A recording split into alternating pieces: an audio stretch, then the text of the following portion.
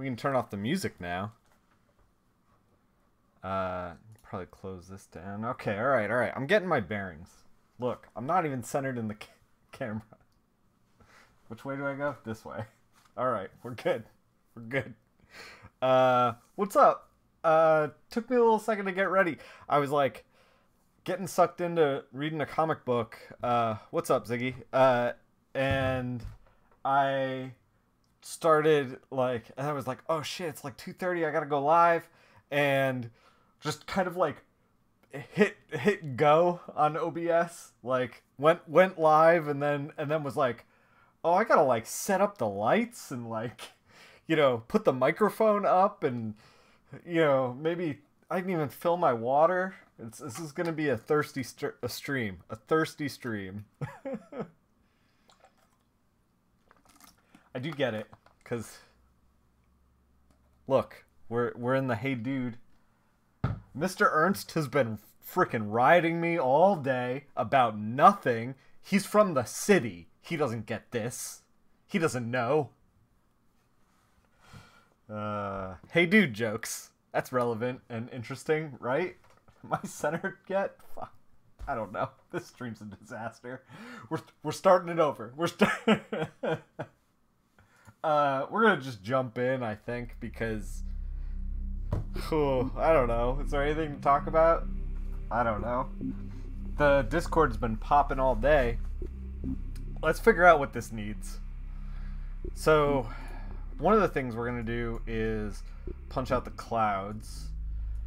I was actually this is the first time. Hey Zadrax. Hey Jimmy. I don't know if I said hey to you, Jimmy, already. This is interesting. Does it disappear tomorrow? No.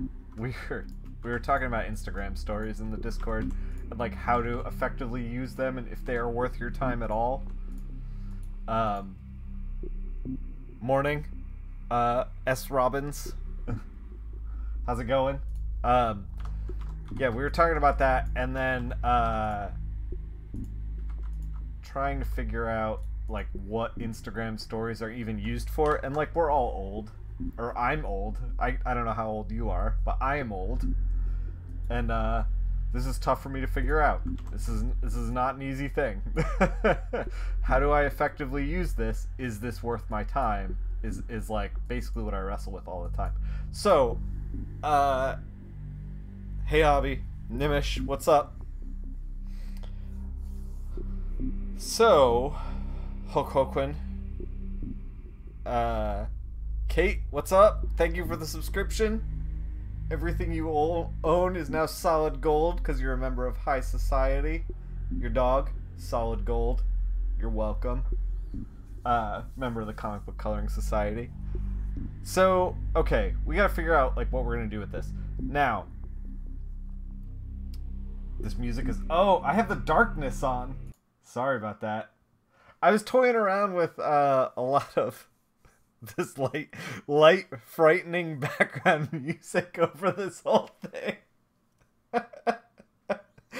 I was messing with that today because I was like it's supposed to be this like sinister thing. I'm sorry. Oh god. Oh, I'm like crying laughing. I was messing around with, like I had a kind of a day where I got to kind of like mess around with some stuff that I've been wanting to do, a lot of social media stuff. I posted up on Instagram, by the way, all the comics I picked up at Emerald City Comic Con. Oh god, I'm tearing up. It definitely succeeded in being sinister. So I was going to use that sinister music eventually on a stream if we talk about sinister things, but now it's spoiled.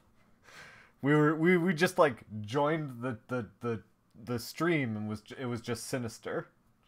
I don't know. I'm sorry. It definitely succeeded in being sinister. Yes. Why is there a dull panic sitting in my chest? Yeah.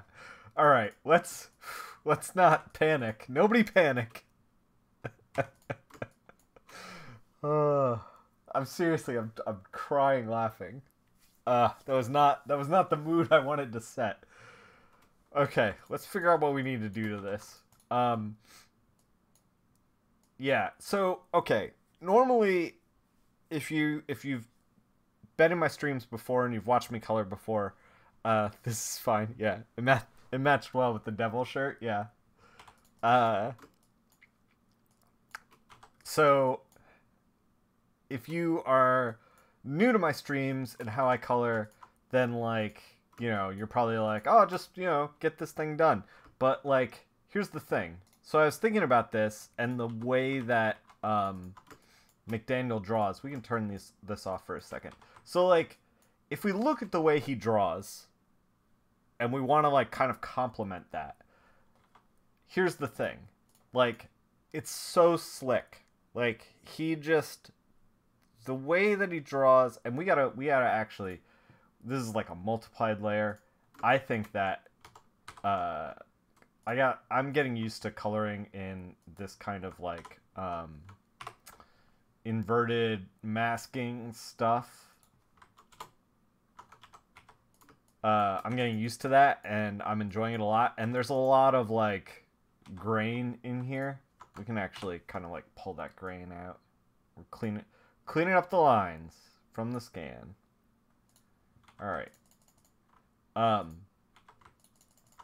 But yeah, he's got a very like slick kind of we're like zoomed in on that crotch, huh? Kind of like style, and I usually use this like this texture brush. Here, let me see. Let me bring it up. I use this like texture brush on everything, and the more that I thought about it, where's my art glove? I haven't even done any coloring today, so we're coming in. We're coming in a little saucy, a little cold. So like you can see it like adds a bunch of texture. You can see that, right? Like here, we'll textury. It's all textury. I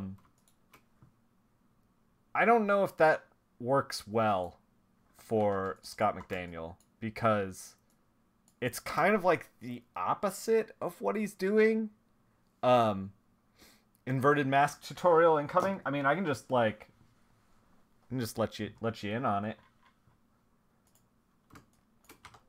So this is the way that a lot of people set up their kind of their whole stuff. So we got the layers palette here, and we have the flats and the inks. And I wish I could make this bigger, but I can't. And they have like the line art that they have set to multiply. Now, this like kind of works when you're just like goofing around and putting stuff on the internet and like, putting stuff up on like YouTube or whatever. YouTube, I don't know, Instagram or Twitter or whatever. This will work. This will do the job. But for print, this doesn't do the job. Because the reason for that is that like the black is like going to be pretty inconsistent depending on the color underneath it. Also, we're at 90, 90, 90, 90, which is like not where you want to be. Like we're almost close to maxing out the ink levels, which if you set this to print, hey, what's up? No, this is Scott McDaniel.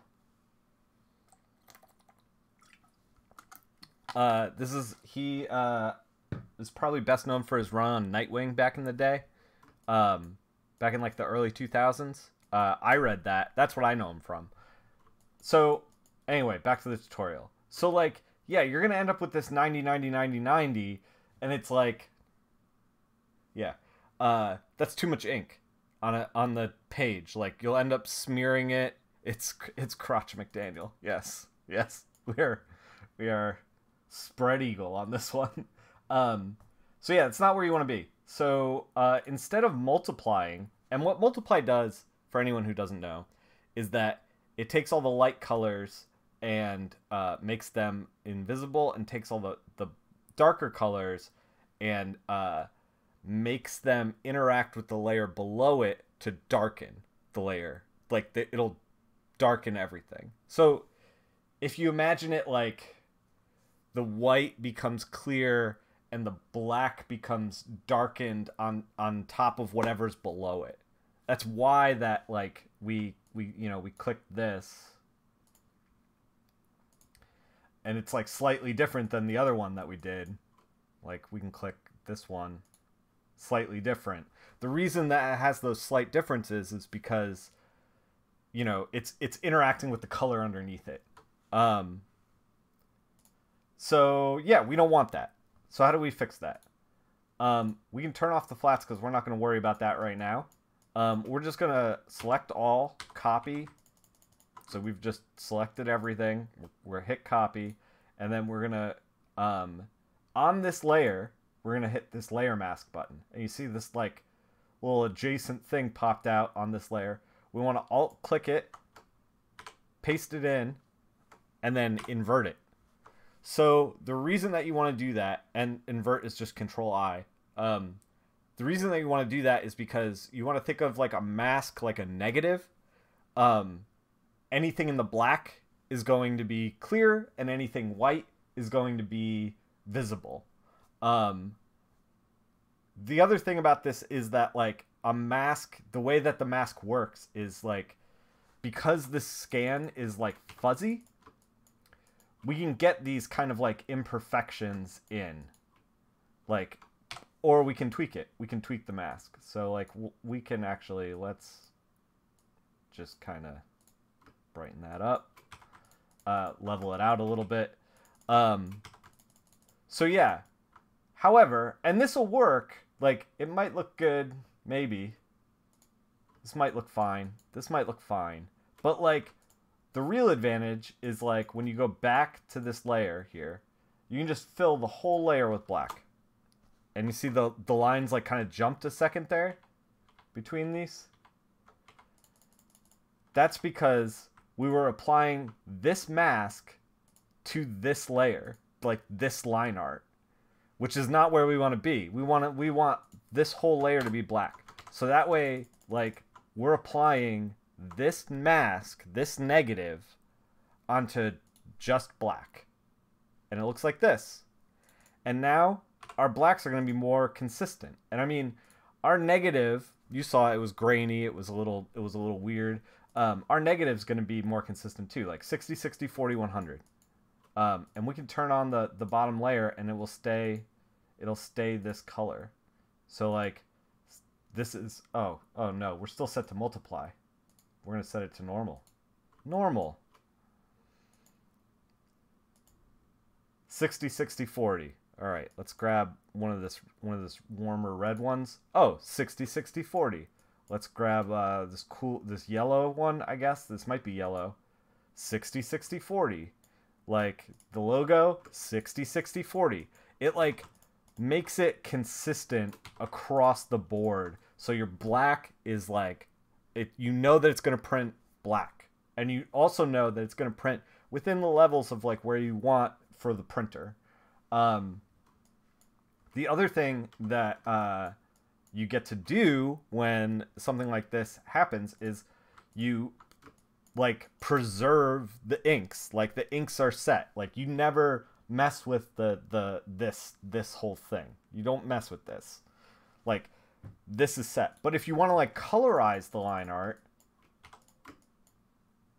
black is the new black. Yes. If you want to colorize the line art, you just take like this red, and you just work on this layer. Now, remember, this layer is entirely black. This is entirely black. So we can just take this pencil and just start painting it in.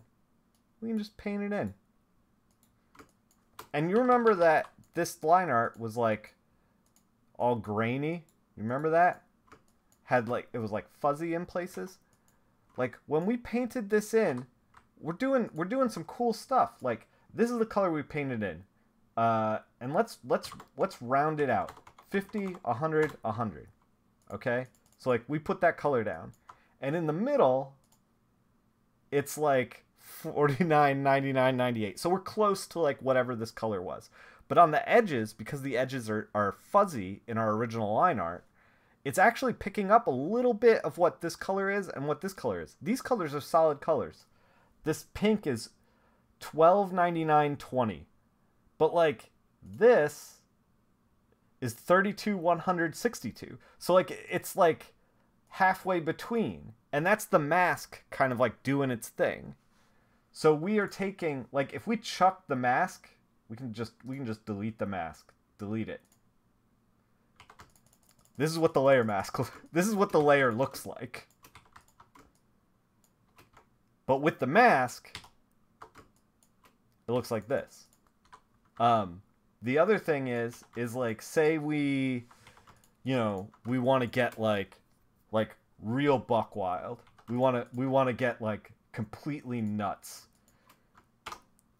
I'm just going to select this layer, fill it with that red that we had the whole time, and then it's like, oh, we want Red Hood and Arsenal like a blue color instead. Like, we can take gradients of color. Like, this is the freedom that the layer mask is going to give you. We can take gradients of color and just like drop it in. Like, so now this down here was like this solid black, and we just dropped in a gradient of color. So we're putting a gradient of color into the line art, and the line art is fuzzy, and it's picking up what's underneath. So there's like all these things that are happening that, in a very simple way, like I can't color pick this stuff. Like, I can't do this on my own. You know, like no one can. Like, I can't get the fuzzes to all work right. But like, with this technique, I can. And I mean, the Scott McDaniel stuff from back in the day was probably threshold the line art, which means that, like, you know, it went in with this stuff, and to get rid of all these like fuzzy stuff, it just went adjust threshold. Okay. And now it's either black or white. All the fuzz is gone. And this still works for like what we're doing. Like, this is how like 99% of the color was like back in like the early 2000s to like, I don't know, pretty recently actually. I would always get stuff like this. Like 99% of the stuff that I worked on like the first 10 years of my career. Why wouldn't you threshold this anyway? I mean, you could. Like, the reason that I'm not is because it's like mangling the DC logo but like this stuff wouldn't be on there anyway when the original art was passed over.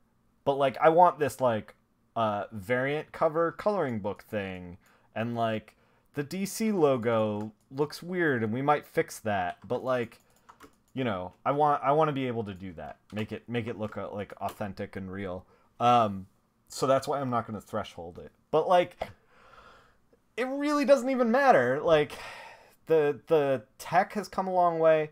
The reason I suspect, and this is, I'm not on the production end of like, you know, Marvel, DC, and back then, but like, I suspect that the reason the inks were threshold back in the day was because it kept file size down. And I don't know if like there was a point in like the early 2000s where like a higher file size meant that like the server had to be running better, or like, you know, it was more cost effective to the bottom line to get a crappier server, and then like, you know, smaller files, that kind of thing. And you know, when you think about it like as one file, it's like, oh, what's the big deal? But when you think about it as like 20 files per 90 books for the month, it's like, it adds up. But I don't know, that's just my speculation. So yeah, that's kind of like layer masking and like how I do that anyway. And we're gonna knock out the clouds, so we might as well just do that now. Might as well just get in there. Come here, Cintiq. Get over here, monster. How's everybody doing today? And we're gonna color the line art a lot on this, because I feel like his line art, a lot like Robert Wilson IV, his line art, the more you color it, the better it looks for some reason. It just like lends itself to this, like, I don't know, cartoony kind of feel. And I don't know if we're even going to keep the clouds this color, but I think that we actually might make them a little more purple than this. But yeah, glad it's Friday. It's been an odd week. Nice.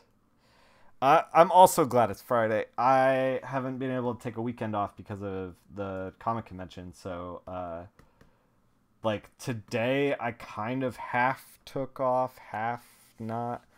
You mean just scan it in bitmap and make the ink lighter? Well, you wouldn't scan. Yeah, Ziggy's got you. You would scan it with like all the grays in there, and then you'd like play with it with like the levels, and then like try to get the best information out of it. Drop it into like a template for print, and then like maybe like threshold it at the end. That's the idea anyway. But yeah, I'm glad I had I kind of a half day off today, in that nothing was pressing and I could finally like take a day just to like catch up on stuff. Catch up on stuff meaning like not be driving myself crazy feeling like I have to do the next thing, and get to do some stuff on the side that I've been wanting to do. So that's good. I started doing some portraiture. Portraiture? That's a weird word, huh? Yeah, I started. Here's the thing that I'm like kind of realizing. So, you guys know I'm on an art journey, just like you are, I assume, at home, on your own personal art journey. I've been drawing a lot lately, and I mean, you saw like I was showing off the Discord in the sketchbook room, and I had some stuff in there. One of the things that I realized, I was gonna make some stuff for the table, some original art that people could buy if they wanted to, as I try to like work on that in general, like a little bit more. And I realized I wanted to make like a poison ivy portrait, and you remember seeing this tip in the Brian Bolin blog. He used to scan his line work in bitmap before he dropped traditional work. I mean, it might work. If you're less precious with it, you can scan it in bitmap and just be like, whatever, it'll turn out fine. But yeah, I was trying to do this. I was trying to draw this like portrait of Ivy, and like, it just did not work. Like, it's one thing when you draw something, when you draw a person in a comic, like I've got a bunch of pages over there, and we're gonna start inking that. I'm gonna ink one this weekend, hopefully. It's like, well, it's one face on the entire page. It's the focus, but it's like not the focus. Like I draw them well, but it's like you're drawing it, the figure, the background. There's all this pomp and circumstance around it, like it's part of like a larger thing. So it doesn't have to be like precious, but like if I'm drawing like a portrait of Ivy, just like a straight up portrait, then like it has to look good. Like the face has to look good, because that's the only thing on the page. And I realized, like, when I did that, I was like, oh, this is a disaster. Like, if you are in the sketchbook channel, you can see my early efforts of being like, I'm gonna draw this portrait of Poison Ivy, and then me realizing that I'm like, oh, I hate this. So I'm trying to be better at it. We're gonna trip out the barcode.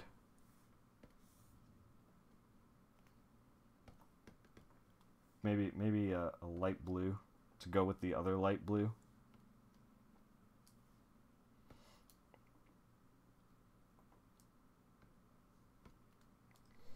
You gotta grab some sleep. All right, Simon.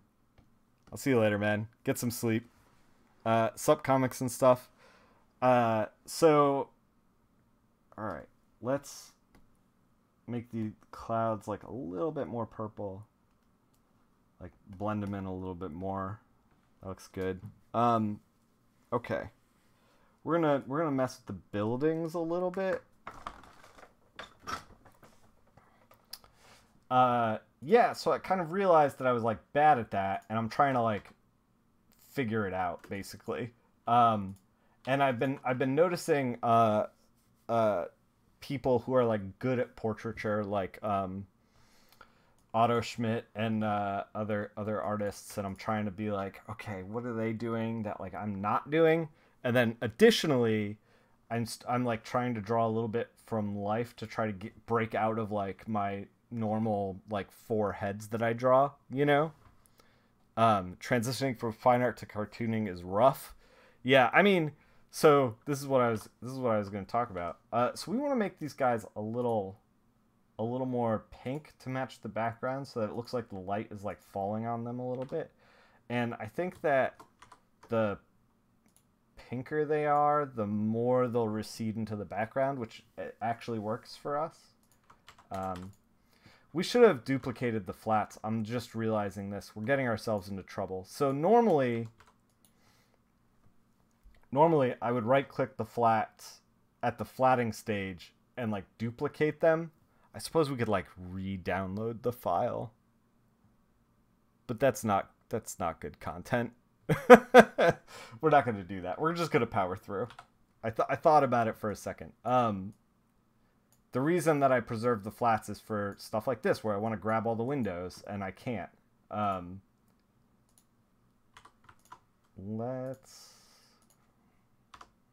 I can, but it's like, you know, a little annoying.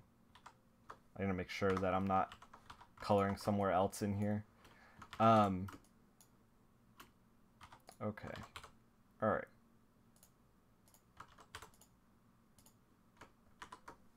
So one of the other things that I've kind of realized as I'm trying to like, so I'm drawing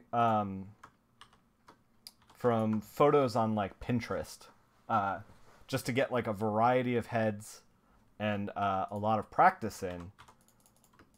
And one of the things that I noticed was, wait, should we back this up a little? We color balanced it, but like maybe it should be pinker, like in like a purple. I think this is working. I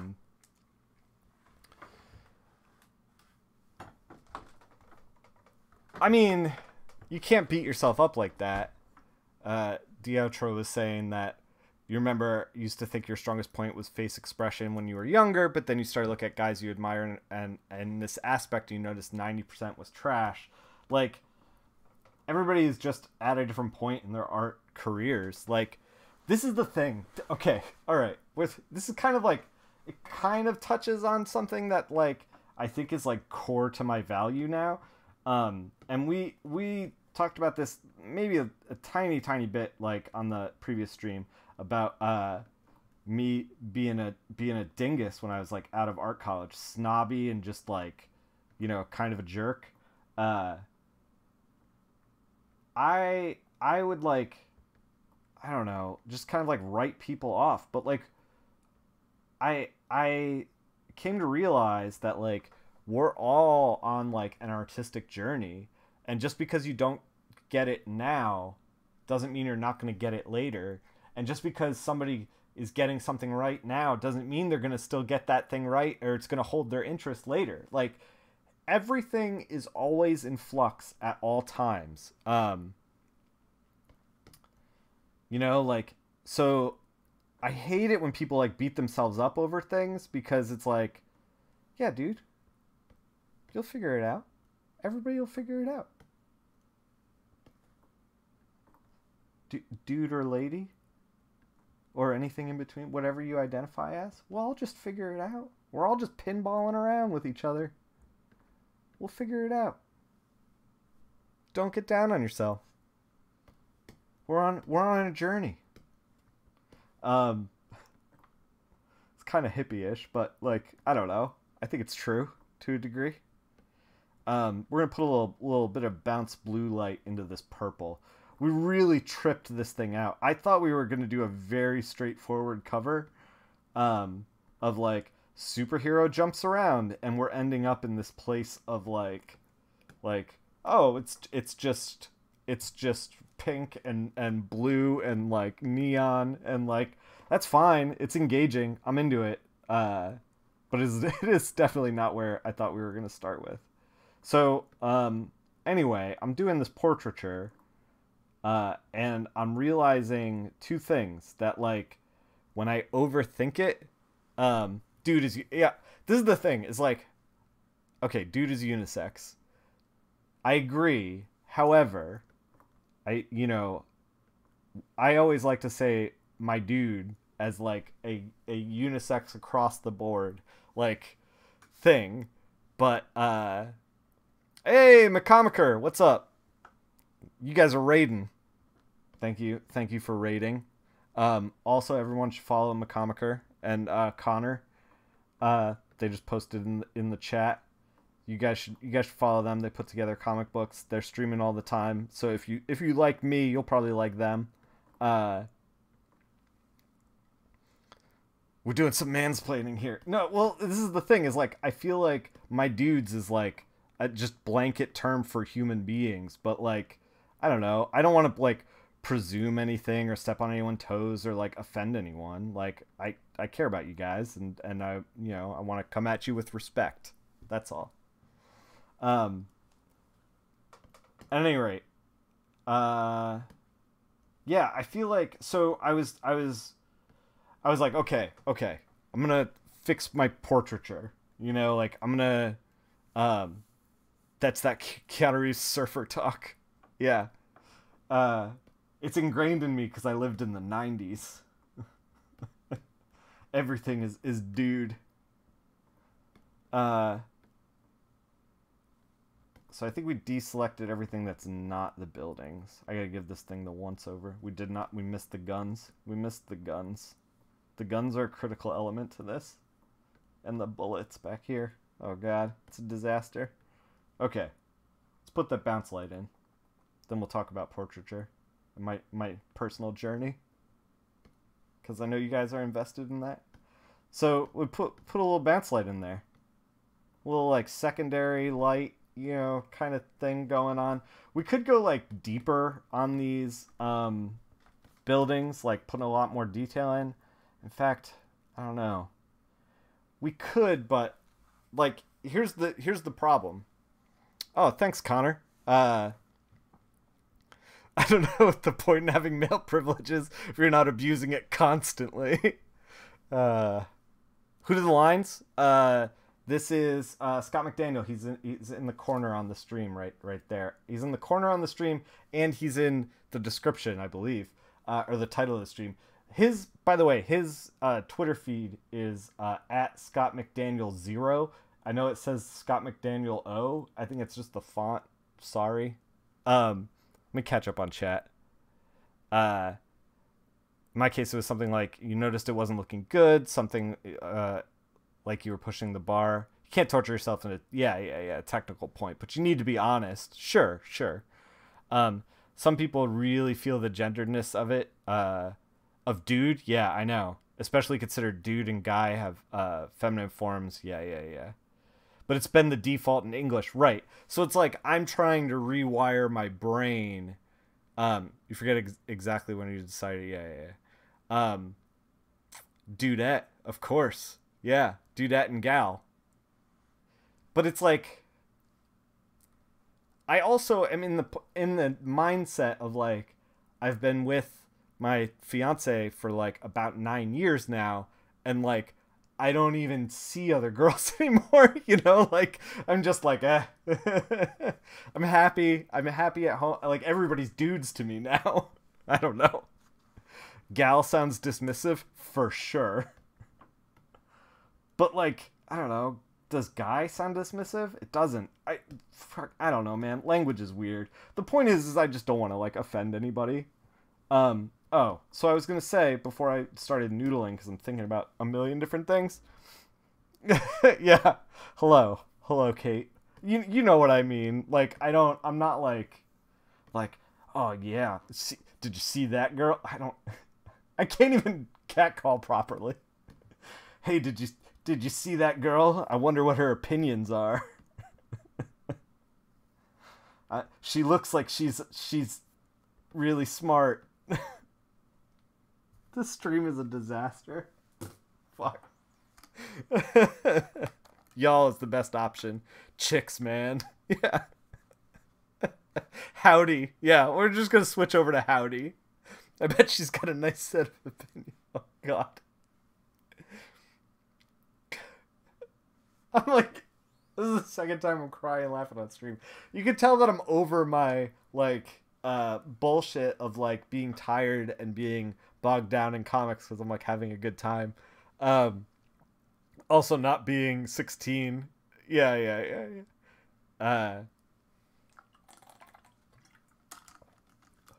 So we can't, guys. We gotta refocus. I just said, guys, y'all. We gotta refocus. So we can go deeper on the buildings for sure. There's like trim. There's cracks that Scott McDaniel drew. There's like trim, like not only trim around the buildings but trim around the windows. Like we can go deep on all this stuff and like really render it. And we can also like make it darker at the top than it is on the bottom, create like a light source from underneath. Like we have all those options. However, do we give a shit about the buildings? Like, this is the thing. The chat is moving way too fast about y'all and dudes and guys. So chat is going off. The buildings don't matter. Like, the buildings aren't going to make a great cover. We need to focus on like the gunshots and silhouetting our figures and getting that like and communicating that well. That's how we're going to make a great cover. The buildings are kind of just the same as the sky. It's like kind of background, you know? So we have to keep that in mind. And like if the buildings are just kind of like this background, and I don't want to say an afterthought because he drew them really well, but it's like it's not where we want to live. This is part of the thing that happens with like digital painters when they jump into comics, is like they're used to doing quick digital paintings. They can render everything. That's where their head is at. But when you render every single blade of grass in a comic, it visually bogs you down, because it like will look great on a single illustration. It'll look great on like just your preview pages that you're popping up. But when you sit down and read it, especially in like a graphic novel form, you're just gonna get emotionally destroyed by it. I get emotionally destroyed. I get bogged down. It's the same thing as like putting too much text on a page. Buildings are to highlight the silhouettes around the figures. Yeah, exactly. Your read time of comic just becomes clutter. Exactly. Like comics, there's an economy to how much visual language we can put on the page. I'm trying to mess with the whole buildings to see if like we want to. So like, here's a choice that we're making. So the buildings look okay as is. I made them a little pinker to fade them into the background, and they looked a little worse. I made them a little dark bluer, pushed them up forward, and they looked a little better.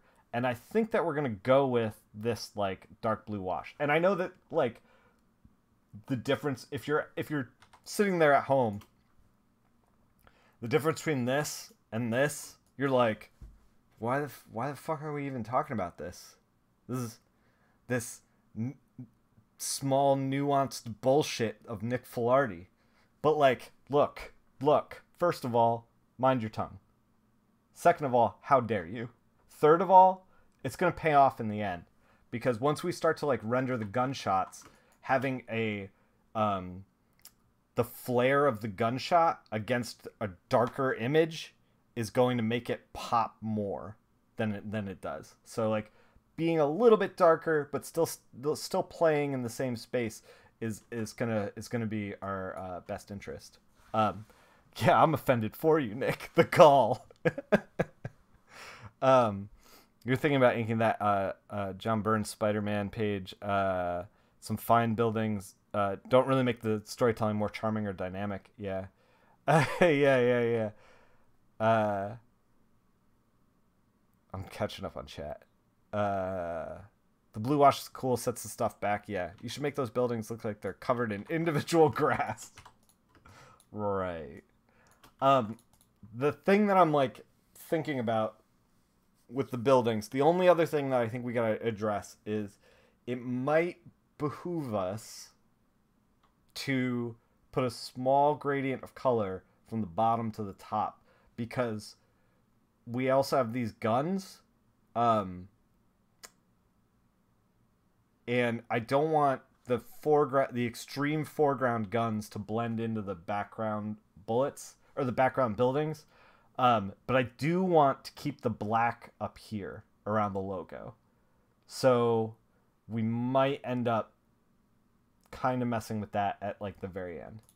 But like we should be putting color down, because I'm like talking a lot, and like, yo, we gotta get stuff done. We gotta get stuff done.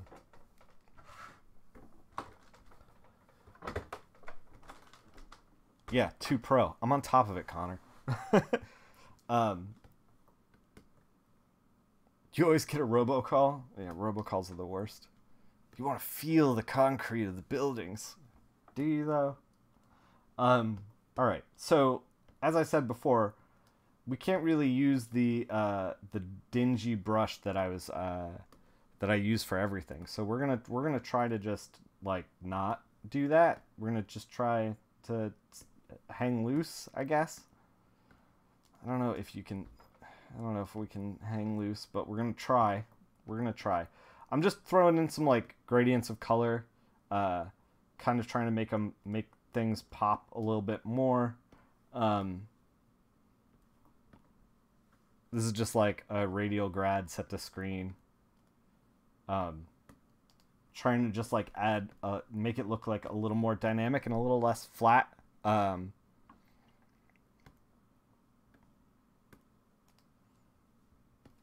don't know. We'll see. And then we're going to polish from here, so.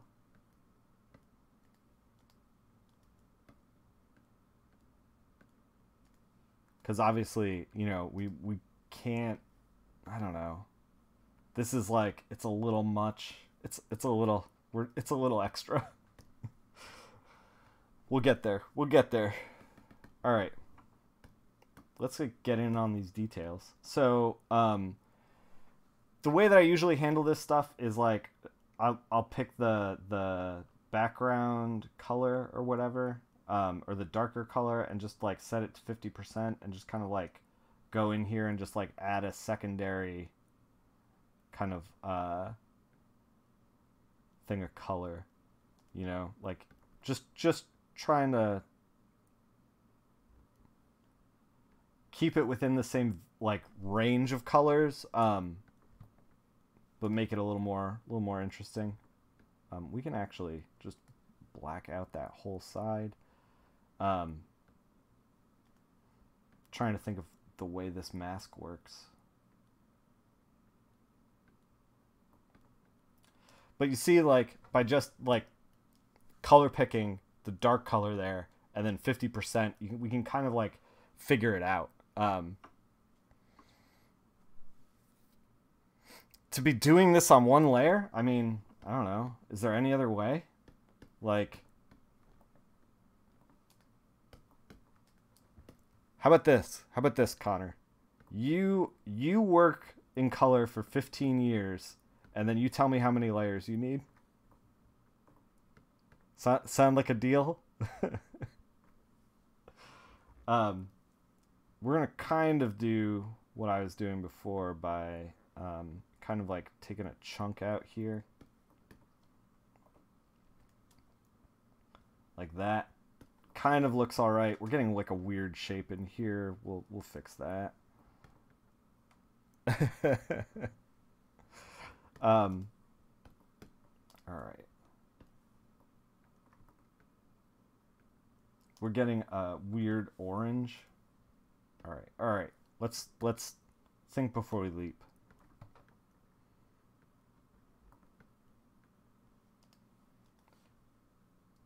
So I want to like make the transition a little bit easier. So I picked an orange. So the orange is obviously, it's going to look a little more orange than the red in his chest piece. So it looks different, but still gets that like little level of,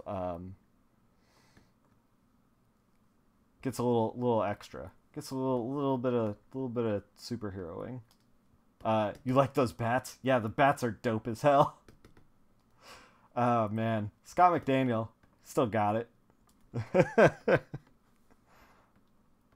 I was so into his Nightwing as a kid in like the late 2000s or maybe even 90s. Was it 90s? Man, it was a long time ago.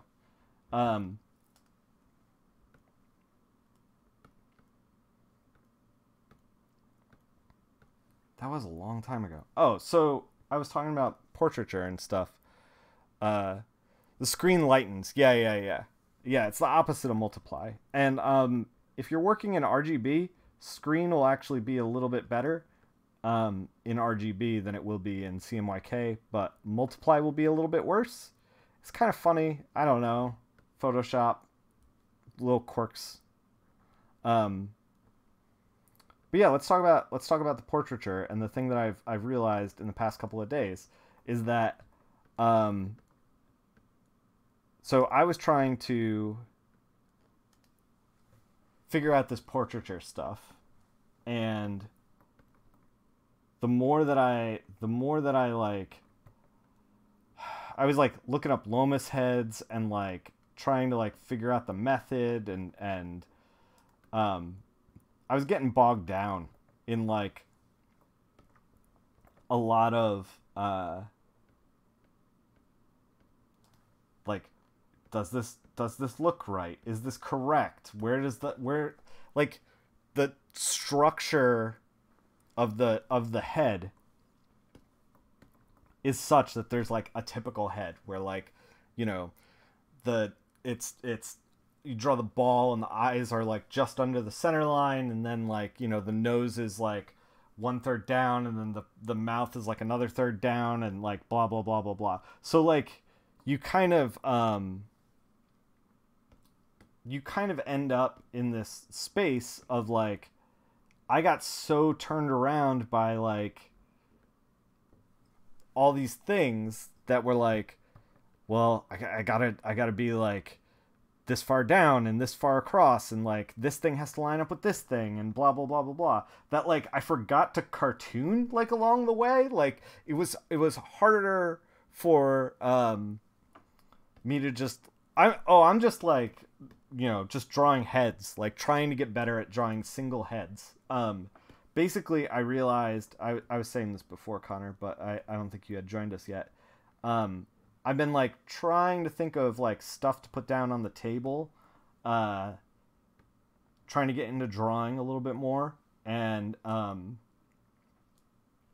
wanted to do like a poison ivy portrait, and I did one and it was trash, and I was like, oh, I gotta get better at this. So I've been just trying to like, you think those rules are diametrically opposed to cartoon? Yeah. So like, I found myself being like, oh, I'm gonna start shading, and I was just like, what the fuck am I doing? Like, you know, it still like has to be a cartooned head to a degree, you know.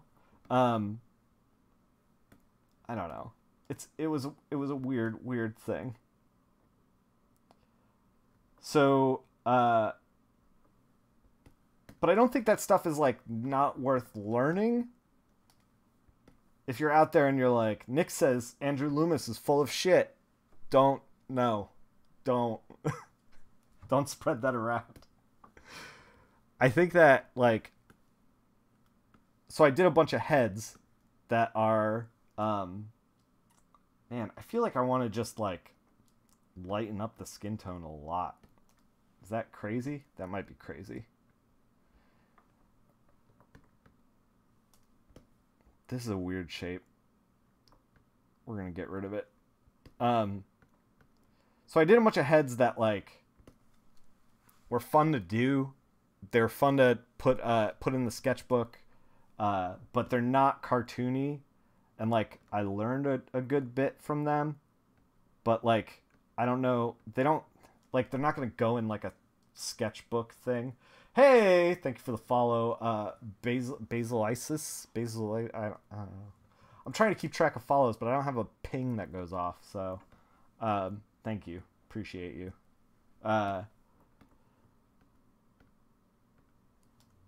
Yeah, so I don't know, man. Like, I'm trying to like, first of all, Loomis is the man. You download a book from the 30s. It gets complicated in a hurry. Yeah. Loomis is really good for learning all the basics and stuff, though. But Nick just said he's a piece of shit. No, he's really good for learning basics. Like, you should pick up Loomis books.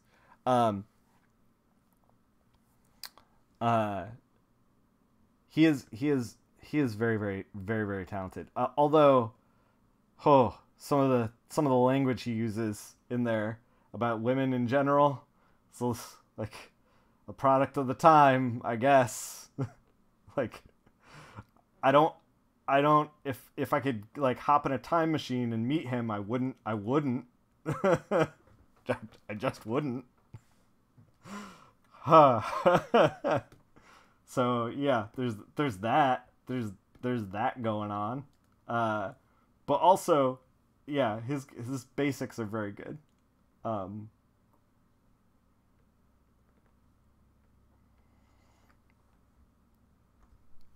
Bridgman taught Rockwell. You wish you started with Loomis instead of Bridgman. I don't even know who Bridgman is. You learned heads from the Hogarth books. I really don't like Hogarth. I cringe every time anybody recommends it. It's just like, it's too blocky and weird, and I like just don't get anything out of it. I don't know. Like, it just doesn't like click with me in any kind of like meaningful way. Is that weird to say? Because I know he's like an institution and people swear by him. I'm just like, I don't see it. I don't see it. You're pro Hogarth? I know you are, Fake McCoy. Bridgman did the anatomy book. Yeah. Hogarth heads you picked up super early. Yeah, so like when I was a kid, when I was in high school, and I was kind of just like, how do I draw? Maybe I'll draw for a living, you know, like trying to figure out my own art journey. I was like, oh, everybody says in these interviews with comic people, everyone's like, oh, Hogarth's great. And so I picked up like some Hogarth books on like hands and just general anatomy, and I was like, what? Like, he explains all the muscles and everything really well, but the actual drawings, I'm just like, what is this nonsense? Like, this is not my experience with human beings. I don't know. Hogarth is a trap. Yeah. The Wrinkles book is good. Yes, you are right about that. The Hogarth Wrinkles book is great. But like, I don't know. Man, I don't know. Hogarth is a trap.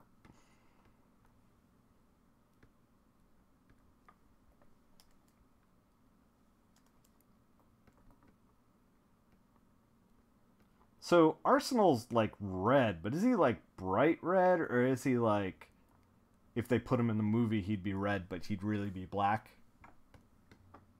He's like bright red, isn't he? Because he's picking up a lot of this pink that we got going on, and I think we might have to make him look more like Red Hood's red.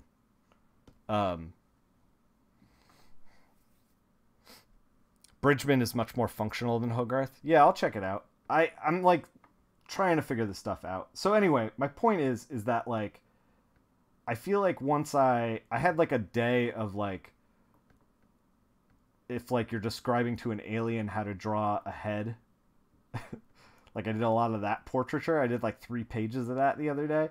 And then it made me realize, oh, like I need to like kind of glance at the reference and then did my doorbell just ring? Hold on. Someone's here.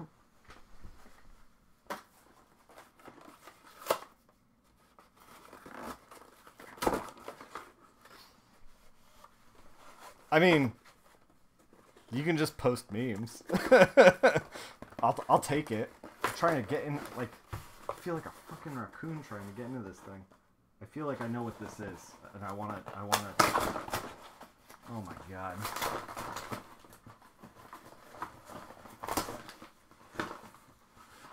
Just brute strength myself in. Alright.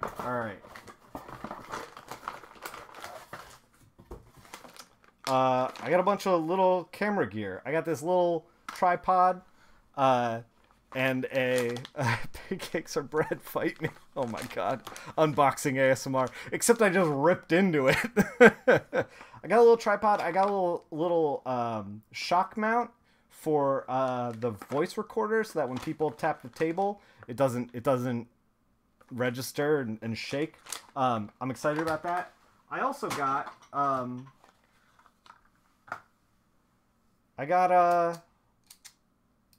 this thing, which, hold on. Oh god. I got this thing. This like little counter thing. The reason I got this is because like I kind of wanted to do some streams and keep track of how terrible I am at video games and just like click up that death counter like every time.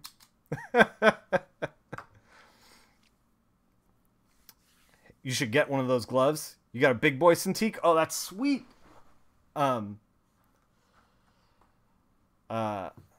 Held message. Why? I don't know why it held the added permitted term Cintiq. Oh man.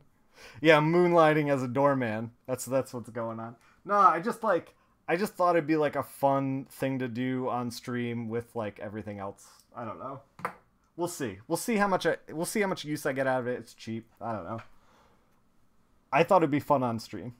So anyway, yeah. Let's get back into what we were doing. What were we doing? Yeah, I know, but like, so here's the thing about setting up the counter on Live Split. I can do that. However, if I'm not sitting at my computer, it gets a little more complicated when I'm sitting on the chair over there.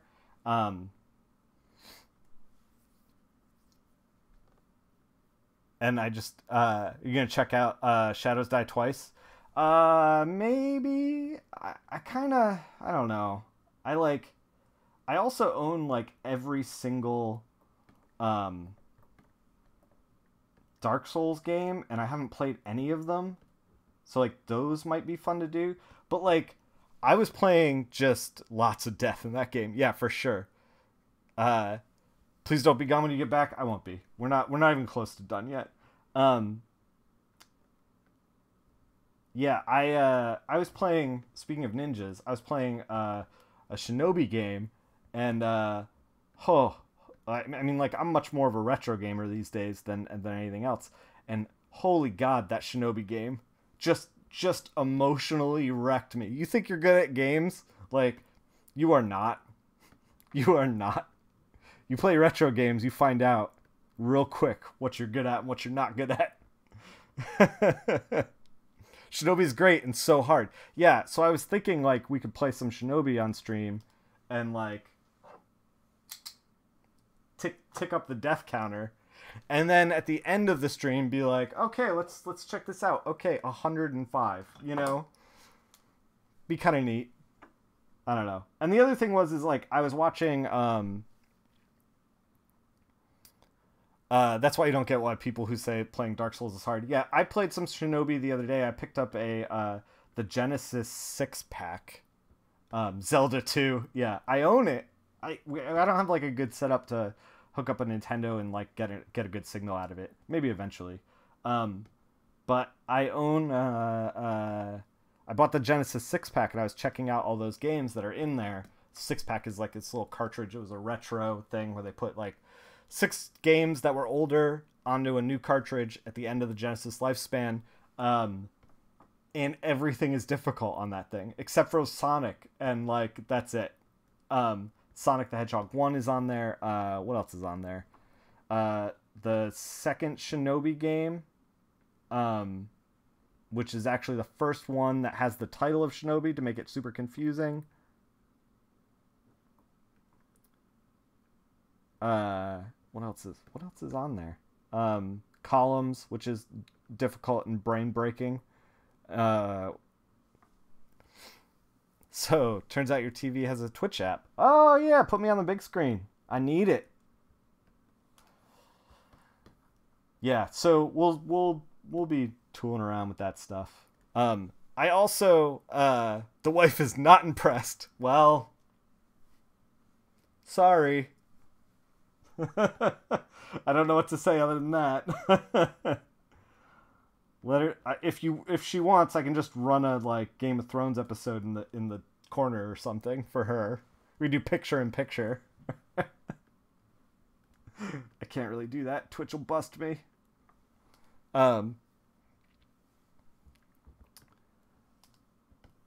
Yeah, so I'm excited to do that stream.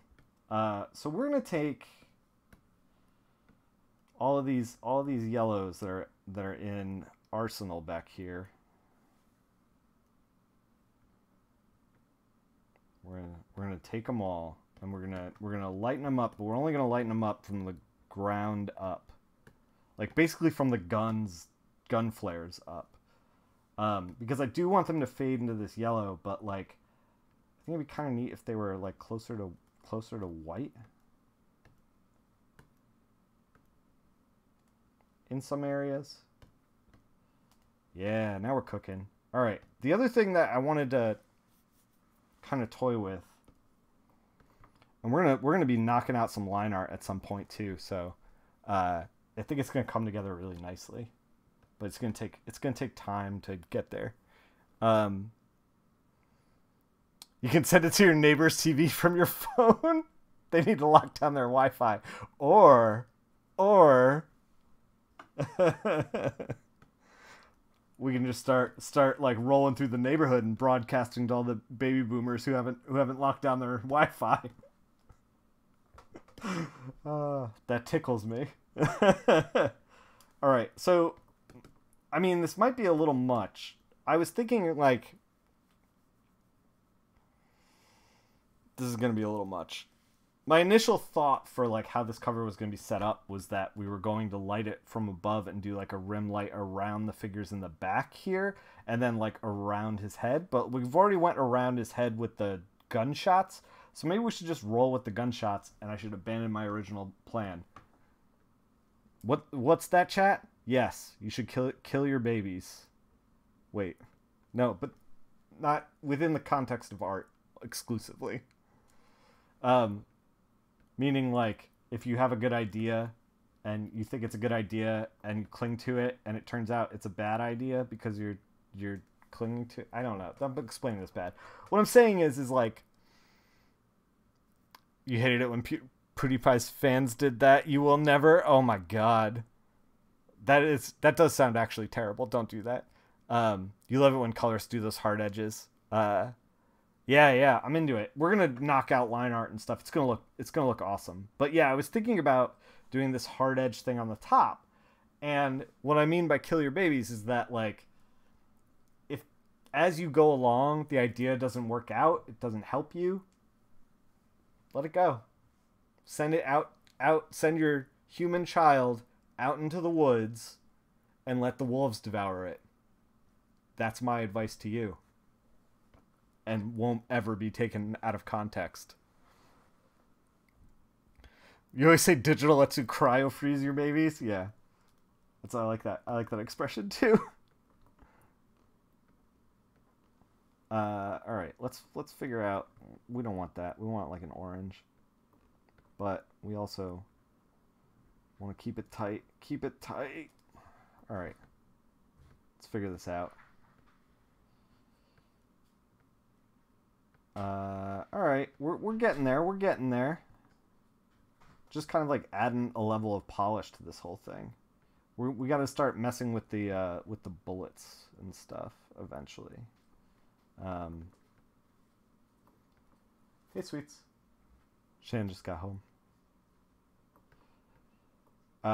Yeah.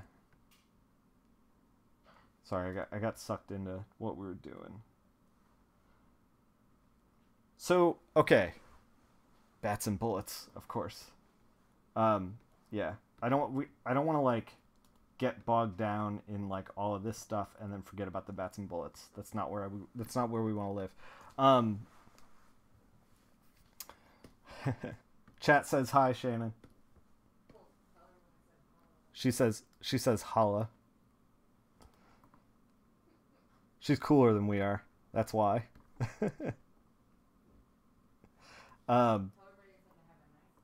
Yeah, she says have a nice evening.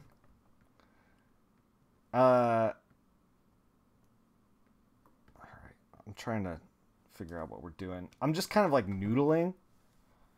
I know this isn't very like descriptive, but like I'm just kind of like, oh well, we can make this look better. We can make this look better. And, you know, Scott McDaniel stuff is super slick, so we're not using like basically if you're like, oh man, this looks really good. I wonder what kind of brushes he's using. Generic round Photoshop brush. Like that's all this is. This whole cover has been lasso, wand, generic round Photoshop brush, and gradient. That's it. So, you should also burn all your brushes. You should kill all your babies and burn all your brushes.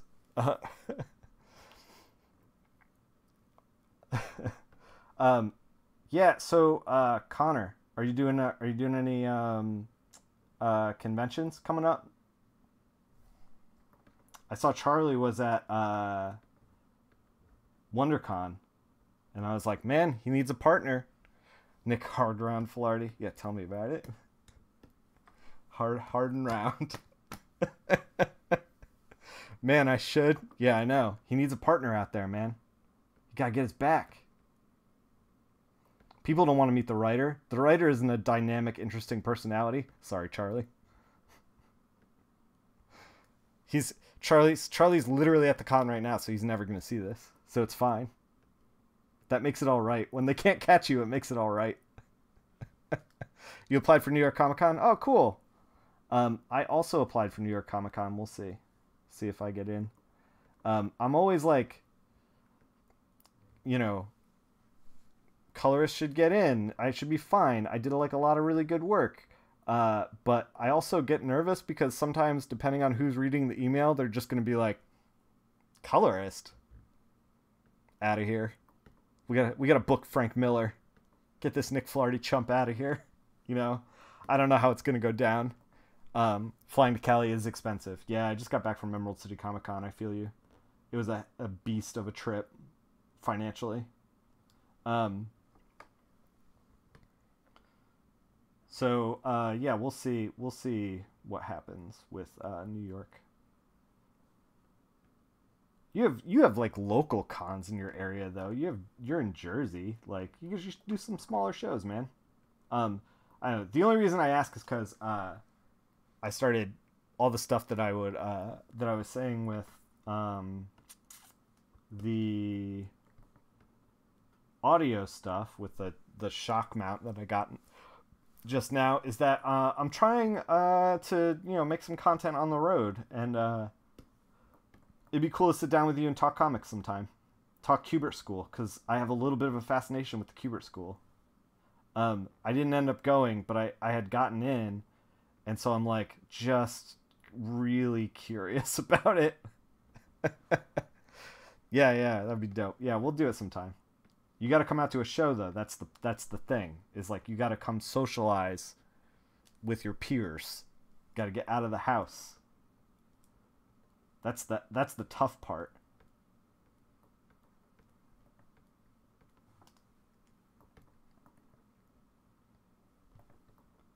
All right, we're figuring this out. This is starting to look good. I'm starting to get happy about this, about where this is going. Not about that. That was a terrible cover for the belt buckle. You sure you want that? I mean, I don't know. Maybe not. The thing about making that belt buckle real bright is that it puts you right in the sweet spot. Right where we want you. God damn. Scott McDaniel's so filthy. You can be clingy. All right. Maybe not. Stay home. You have a baby to look after. You got to stay home. I'm excited for Heroes this year because it's gonna be the first time that I'm gonna get a couple trial runs of like bringing the equipment on the run, or on the road, on the run. I don't know why I'm on the run, but so we'll see. Like, I'll make all my mistakes essentially. I don't know how this. So this is the problem.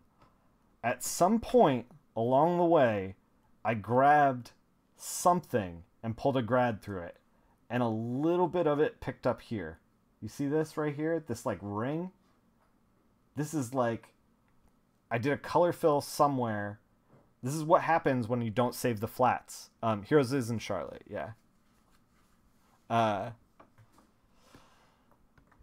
Yeah, everyone should do Heroes. Any creator at all should do Heroes. Heroes is a fantastic show. I think Shannon's gonna be there too. We'll be hanging out. We'll be getting drinks. It'll be a good time. Although I don't drink much at shows anymore. I'm an old man now. So we have to fix this ring. I mean, that was a terrible fix. Like, let's back up. Let's back up.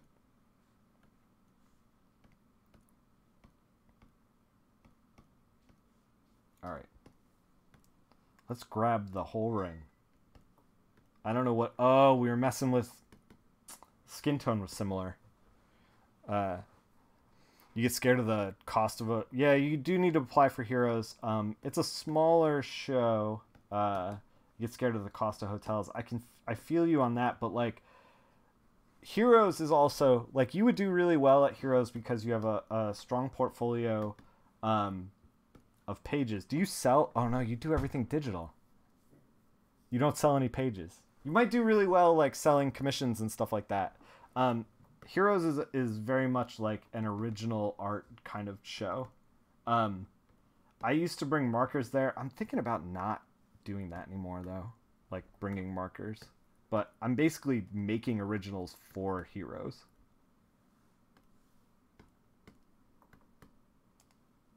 We kind of fixed that ring, kind of.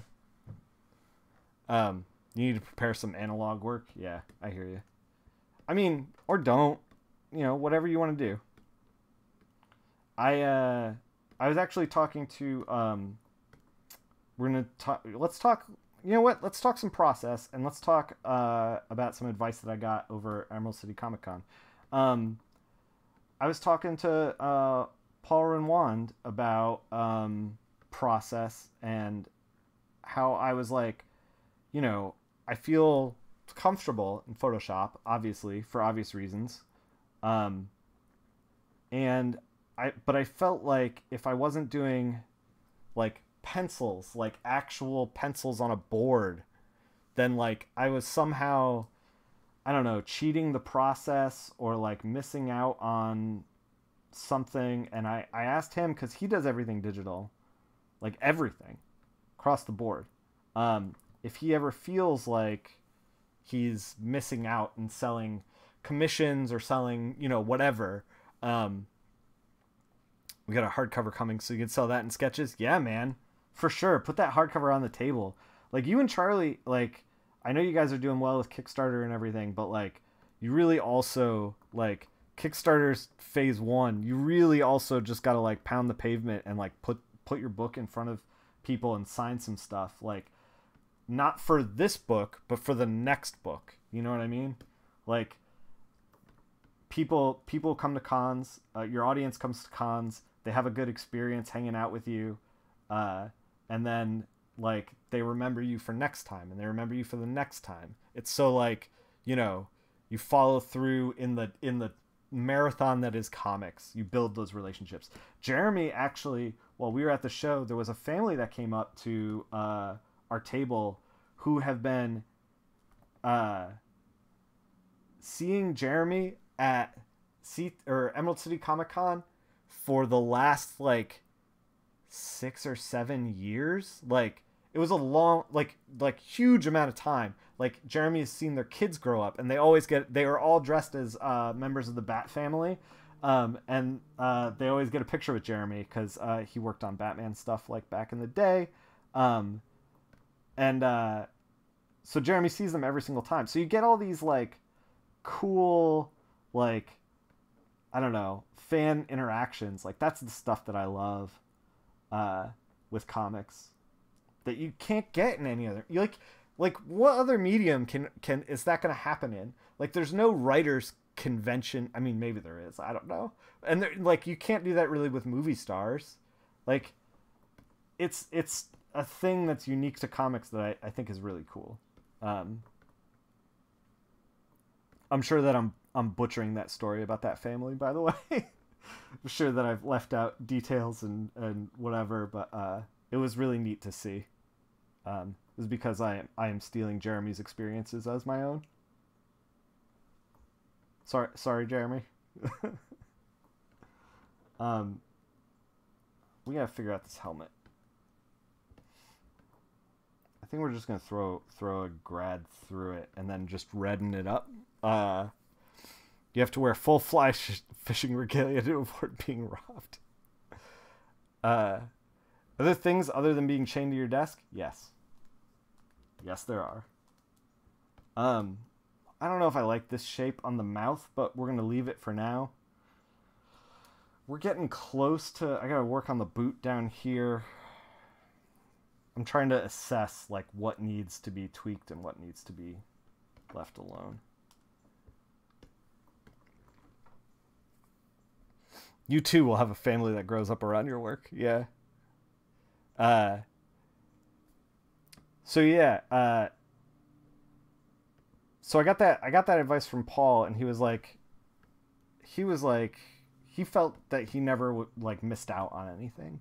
Like he feels like he is making the best work that he can, and the thing that he cares about is the end result, the comic that you put in your hand, which I thought was like an interesting way to think. And like he was like, I put out sketchbooks and it has my digital art in there, and if people want that, they can get that, and it has like various stuff along the way, and it puts it at a price point that's like accessible. And he was like, and I never feel like I miss out. So I thought that was interesting. And then that's about what you care about too. Yeah, I think you and him are kind of cut from the same cloth as far as like where your head is at. The other thing is that so in preparation of like doing more interviews, I'm trying to figure out like what's out there already. How do I be different than everybody else? You know, doing my legwork. You like doing sketches too? Yeah. Sketches are super fun. Paul was doing some sketches. I think he was. I wasn't sure. I only talked to him for like a second, but I was listening to Ink Pulp Audio. I don't know if you guys ever listened to that. Sean Crystal runs it. I think that what I'm going to be doing is a little bit different because Sean kind of couches everything with how he's feeling in like the beginning of the episode, and I don't know if I'm going to do that. And I think his perspective and the way he thinks about comics in general is just radically different than the way that I think about it. Ink Pulp Audio, yeah. So I think that we're coming from two different places, so I don't think we're going to be too similar. It's going to be like similar in that they're interviews with comics people and people in the industry, but I think it's going to be different enough that it'll be unique. You know, what I'm thinking about doing. But anyway, because I was listening to that stuff, so I have like Paul's, what he said about, you know, killing babies, essentially letting go of the paper stuff. Not literally killing babies, but you know, you guys get it. It's the theme of the stream, I guess, which is weird, and I don't endorse it, but all right, here we are. Look, sometimes you talk your way into things. So he was, I was listening to Mitch Gerard's his interview and Paul Azaceta's interview.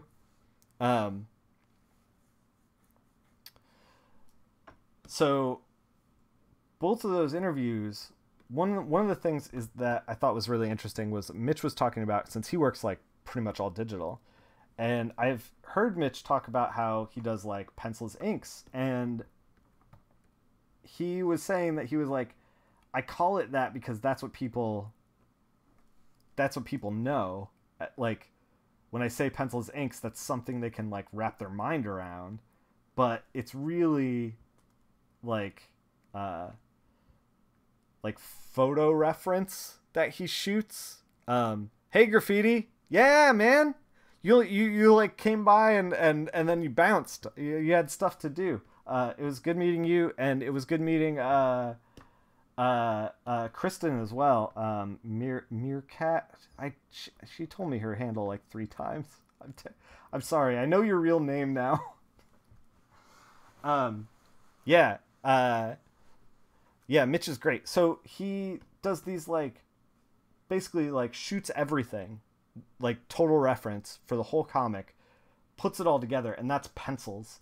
And then inks it is the actual drawing, and then does color.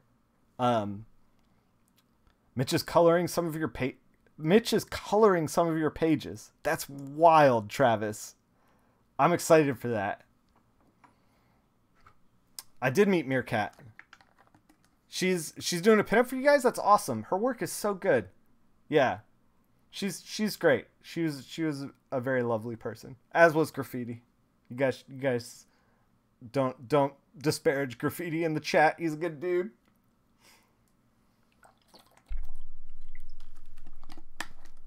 That's cool though. So yeah, what was I saying? So yeah, Mitch is doing things digitally in a way that is like very different. So it made me kind of like think, oh, like there really is no rules to this. Like, and like, it's something that I know, but like I'm like, okay, I'm going to sit down and draw a page. I know there are no rules, but I'm still trying to find my way just to get my like feet on the ground. So I was clinging to like the rules and the stuff that I had been thinking about when I was in Savannah College of Art and Design, which was like, forever ago, and the technology's gotten better, and all that kind of stuff. So what Mitch was talking about like really resonated with me, and then what Paul was talking about also really resonated with me. And then I was hearing what Paul Azaceta was saying on his, and he was saying that he mashes the shit out of brushes. He like throws down whiteout like crazy, and he was saying that and I mentioned this in the previous stream, that if you ever hold a John Paul Leon page, that it's like covered in whiteout and it feels heavy. I mentioned that in the other stream. I've held a few, and it's amazing. Like how much whiteout he puts on the page, and like I really enjoy putting whiteout down on the page just in general. It feels like coloring to me. Hold on, I gotta think about this. I don't know if this is quite where we want this. the legs started looking weird.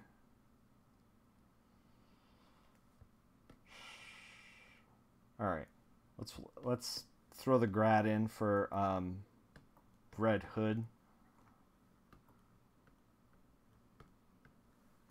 So yeah, and pause a nice rough workflow. Yeah. So that's like the thing about diametrically opposed life goals. Yeah. So like it's very different. But I think that the idea is the same of like this doesn't have to be precious when you start it. Like it just doesn't have to be. The amount of I kind of realized when I was penciling this little 4-pager, and we're going to move on to inks this weekend. I'm very excited about that. Is that I don't like penciling. Like, I just don't like it. Like, I felt like the entire time I was penciling that, like, I should have just done this on the computer. And there's a couple patch panels that I put in where, like, I didn't totally think through the design, like the thumbnail, and then I tried to pencil over this not thought through thumbnail, and I was like, this is a disaster. And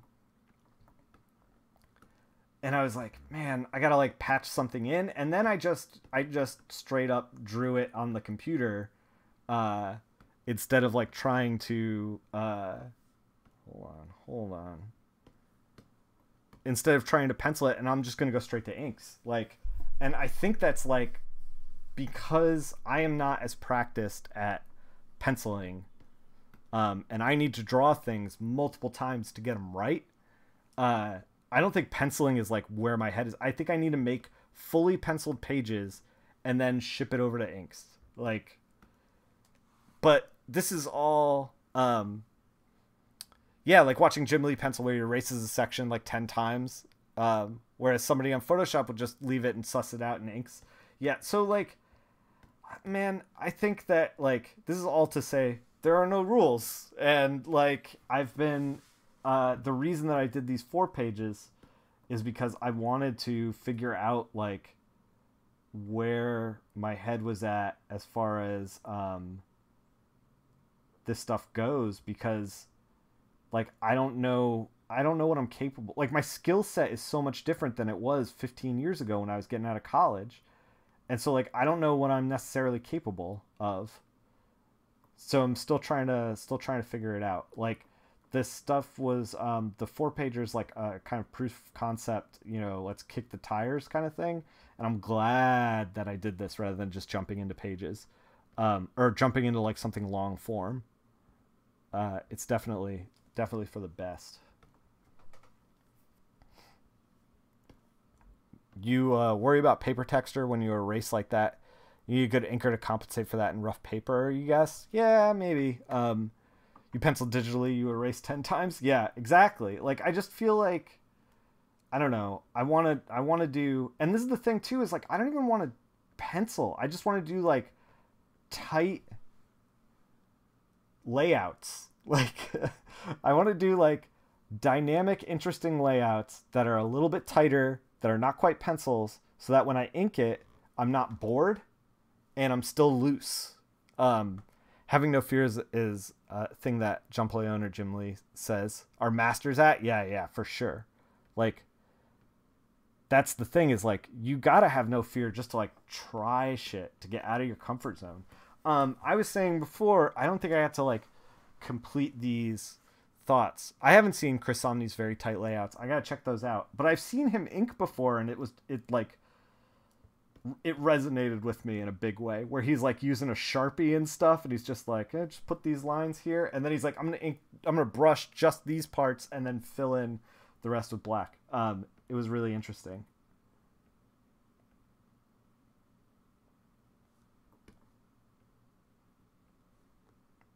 But yeah, one of the things that I said in the previous stream for this is that I feel like if you have a sketchbook that's all like perfect, fully formed covers, like ready to go. If you have a sketchbook that's not just like, here's all the shit I'm bad at, you're like doing yourself a disservice. One of the things that I thought sketchbooks were supposed to be, like, a long time ago, well, not a long time ago, but I assumed because like artists would sell sketchbooks at shows and it would be like, you know, like fully formed covers, like ready to go. Like this was like a collection of commissions more than it was a sketchbook.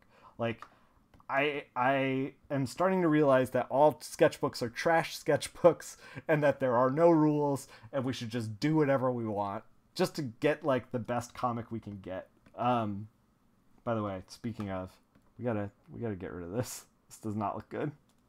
Weird shape on the middle of his head.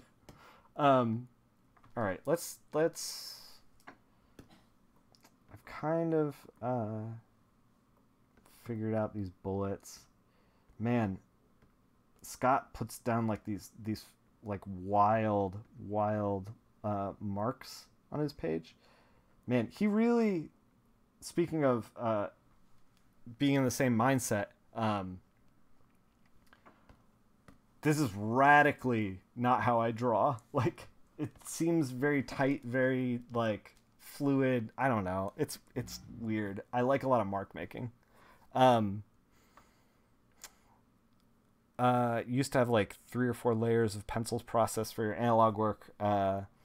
Did you work from hard or soft? Copy paper, transparent vellum, scan, print, ink? Yeah, this is like, but this is the thing. It's like now you're drawing the thing like 5 times, and you got like a million steps, and it's like I don't know. It doesn't have to be that way. Like draw it once on the computer, like get it to a point where it's tight enough to ink, have fun inking it, and then you're done. I don't know. That seemed crazy to me. I don't know. You need a million steps because you suck. I mean, like, I'm sure I'm going to be terrible at this, but I also feel like the more... Here's the bottom line is, like, the more steps that I put in here, the more I'm going to hate working on it. Like, one of the things that attracts me to coloring, personally, is that, like, every single time I work on something, it's different. Like, I'm like ADHD. I need like the next thing. I need the new thing. I'm like, that's what attracts me to comics and art and like all that kind of stuff. So if I don't have the mental bandwidth to sit here and be like, I'm going to draw this image in a layout, in a pencil, and then I'm going to scan it, I'm going to clean it up, and then I'm going to ink it very tightly. I don't have the mental bandwidth to do that. Like, I need to, like, lean into, like, if it's fun, it'll keep my interest. So the second it starts to become work, I'm just going to be like, I'm out. I don't know. But that's one of the things that kept me coloring all these years was, like, you know, I could sit down and be like, and work on one thing one week, another thing another week, you know, for a new scene every day, a new color scheme every day, you know, sometimes multiple a day. It was something that kept me moving.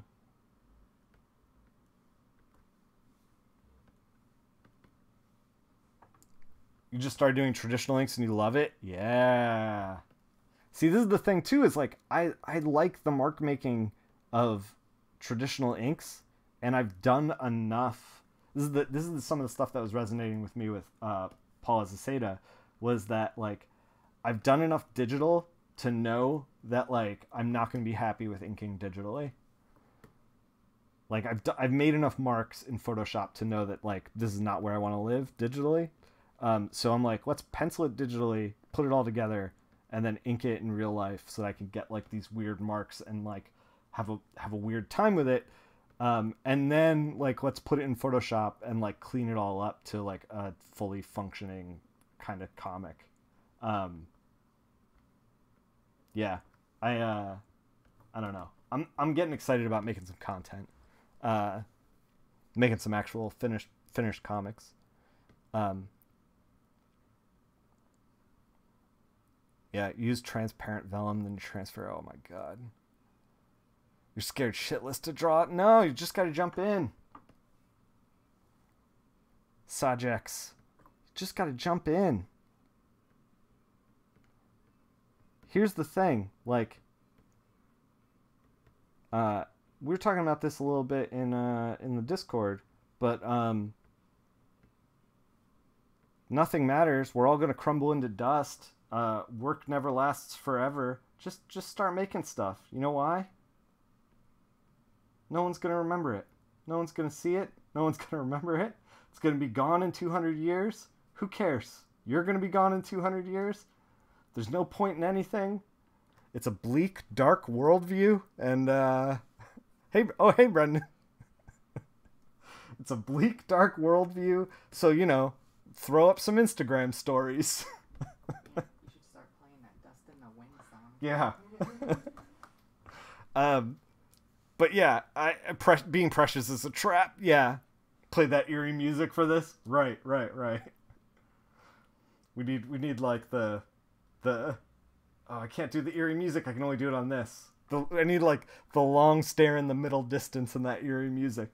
You know, ISIS just recently, like in the past couple of years, decided they just were gonna find some museums in Egypt and destroy all the art, so nothing lasts forever.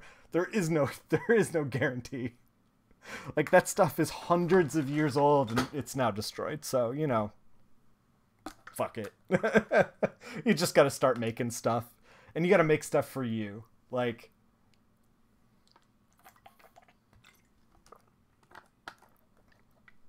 yeah, Sajex, just do whatever you want. Do whatever you want. There are no rules. Nobody cares about anything. This is the thing I was thinking. So we were talking about this because we were talking about how Instagram stories are this incredibly... Yeah, it was bullshit. When they did that, yeah, it was.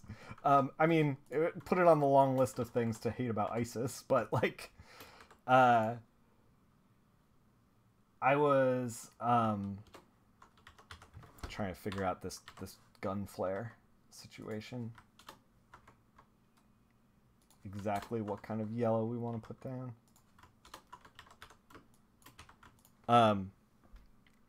You read Shirtless Bear Fighter? Nothing needs to make sense ever.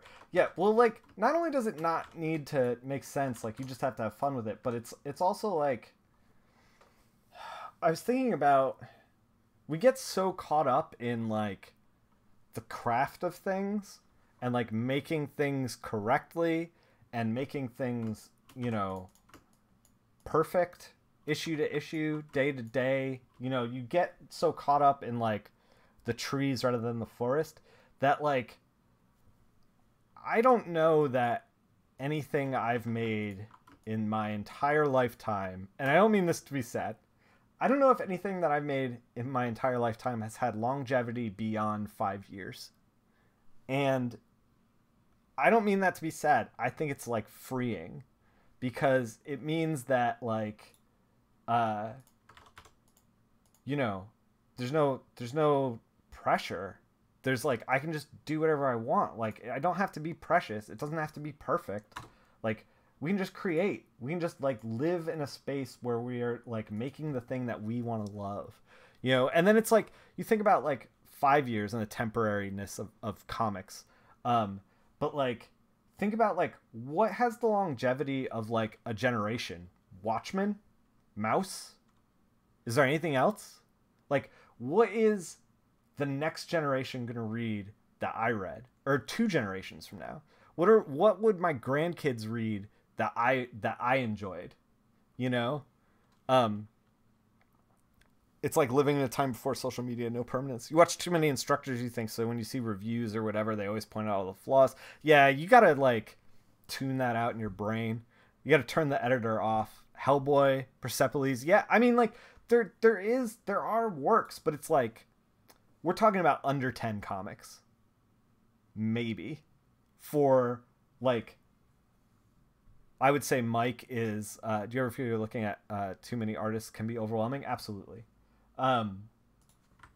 Yeah, there's a time and a place. You gotta turn that off sometimes. We put a lot of lens flares all over this, by the way, just now. We're warming it up. We're getting nasty. We're getting buck wild and nasty. Welcome to the stream. Welcome to the stream. Nothing matters. Let's get buck wild and nasty. Depends on the timeline. Long enough it gets to 0. Yeah, it's like, I don't know. I think that if you're, this is the thing. This is the only thing that I wanted to point out in reference to people who are like, well, I'm afraid to get started. I'm afraid to make a mistake. It's like history is not watching, you know? I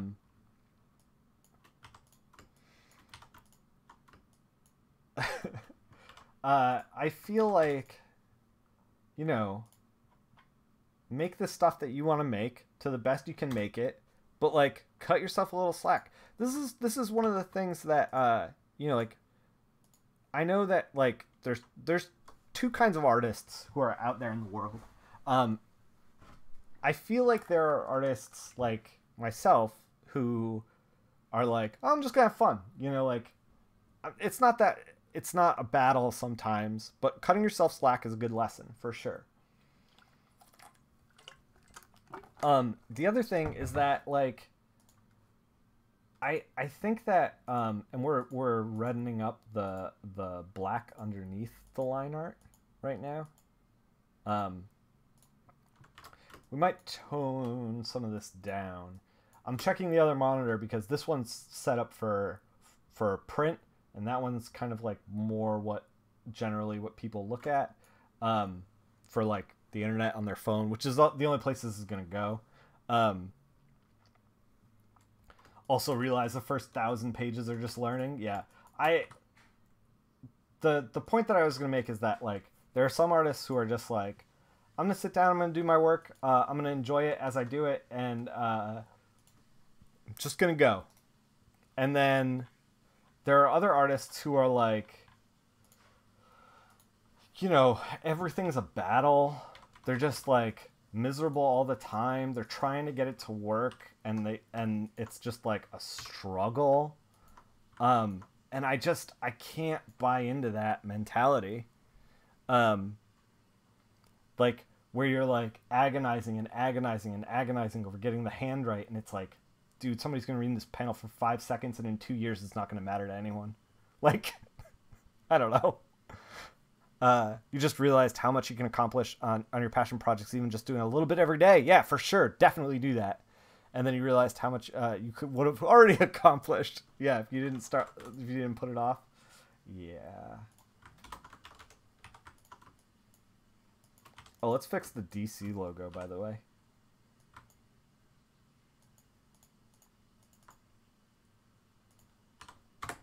Hey, thank you for the follow, Copeland Concepts. I think I got it.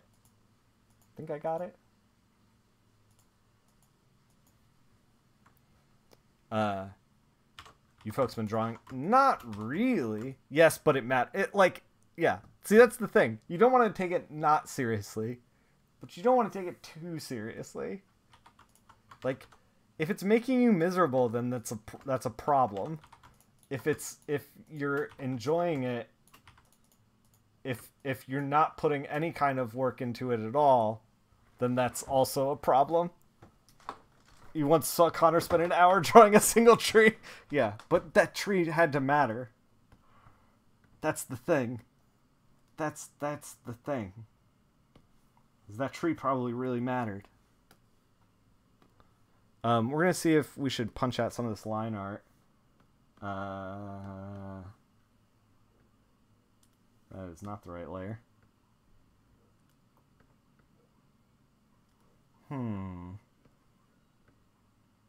This might not work as well as I thought it was going to.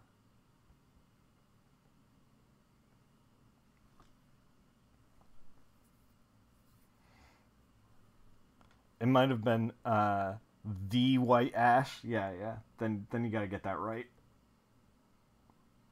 This might not work out. Well, I was thinking about like putting this down the arrow, which I kind of want to do because I want to highlight the figure.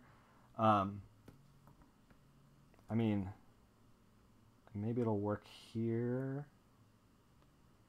We're going to figure this out. You and me. Strap in.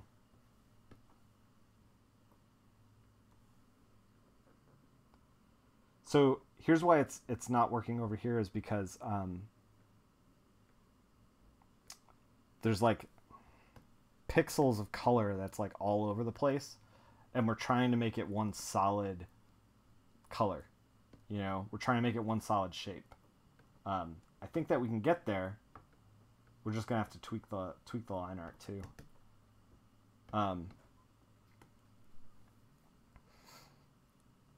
You need to adjust expectations. You're in your mid-30s watching you folks like NBA and amateur leagues. No. So like, here's the thing. I've been coloring for 15 years, but it's only been 15. Like, it's not like I started doing this in any kind of mindful way when I was like, 16 or 14.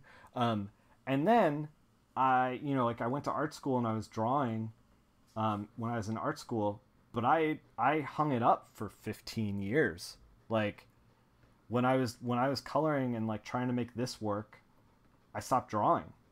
I've only just started going back to drawing, and the reason is because I didn't want to I always told myself that I was going to do that, and then I didn't want to turn 40 and not have at least like a little mini zine to put on the table at Comic Cons and be like, yo, I made this from scratch. This is me.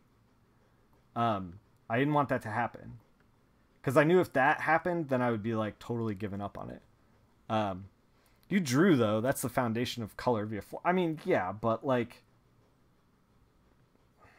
it's different. It's different. I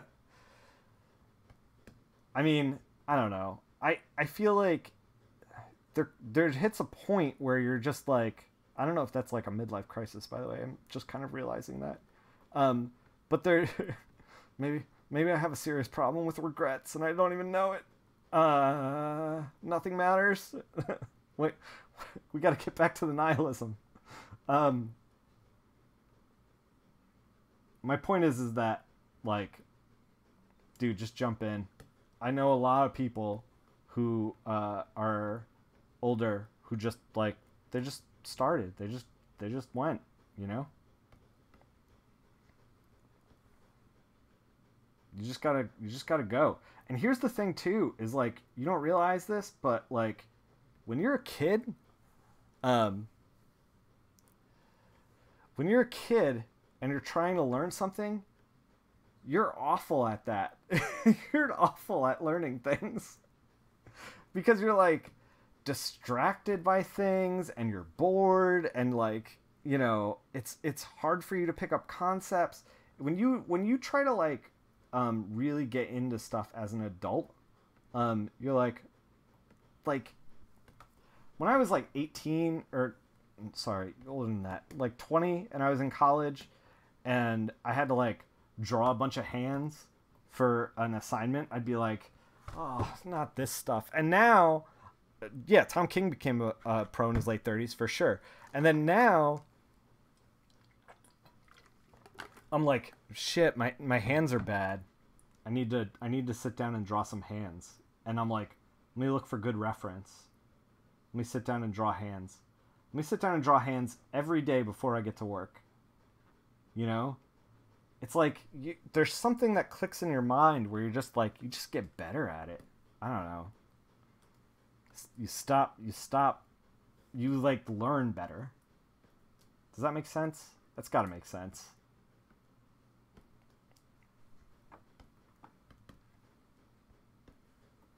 I don't know. We might be butchering this right now, by the way. I don't know if this is where we actually want to be. Shit. The good thing is, since it's Photoshop, we can never go back.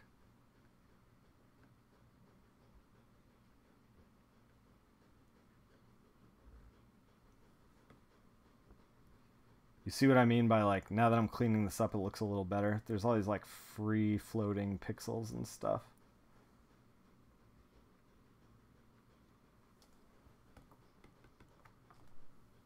Discussing the journey makes it more, seems like more of an obstacle. Yeah, I mean, ultimately, all it is like, you just start. Like, this is what you do. This is what you do. You start, and you become comfortable with the fact that you're going to make mistakes. Like, and that's the start of, like, literally everything. Like, spoiler alert, no one gets it right starting out. Like, you're not going to start and be, you know, winning the Eisner. You're not going to be like, oh, this was easy, actually. Like, that's not a thing that happens.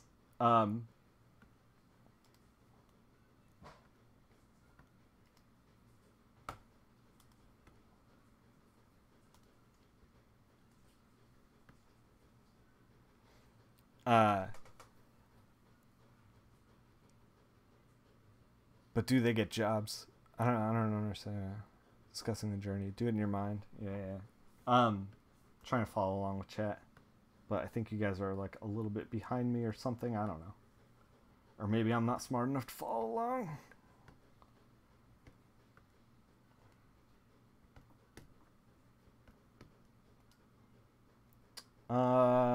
Alright. There's one more thing that I kind of want to tackle. First of all, we're going to amp up the reds in Arsenal and Red Hood. And oh my god, I didn't save the flats. This is going to be tougher than I originally thought. Huh. Maybe we should... Hold on. Maybe we should grab the flats from online. You got to give me a second. I got to grab these flats. Sorry, guys. Because otherwise this is going to be a nightmare to fix. Or you know what? We're going to work smarter, not harder. I had to make sure that the ominous music wasn't playing. So we're working on one layer, right? Right? Pretty much. Oh, man. I don't know if we can actually do this.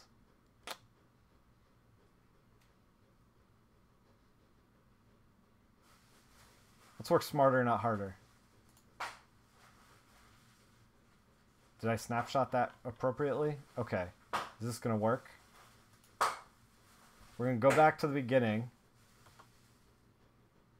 Copy it. Click back to the snapshot. Oh my god, that worked. I was a little bit worried. And we're gonna drop the old stuff in. Okay. All right. Good God. That made me a little bit terrified.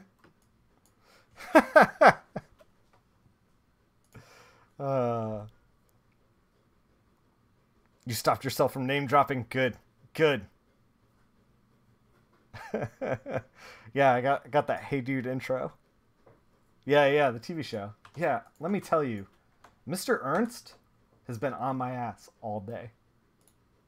It's bullshit. And he knows it.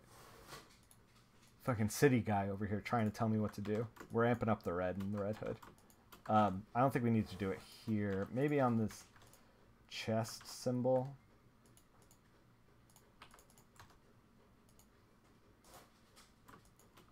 Kind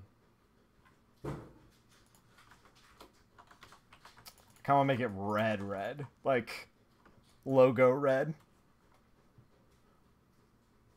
I think we're getting to a place where this is gonna work. And we might be done. We might maybe be done.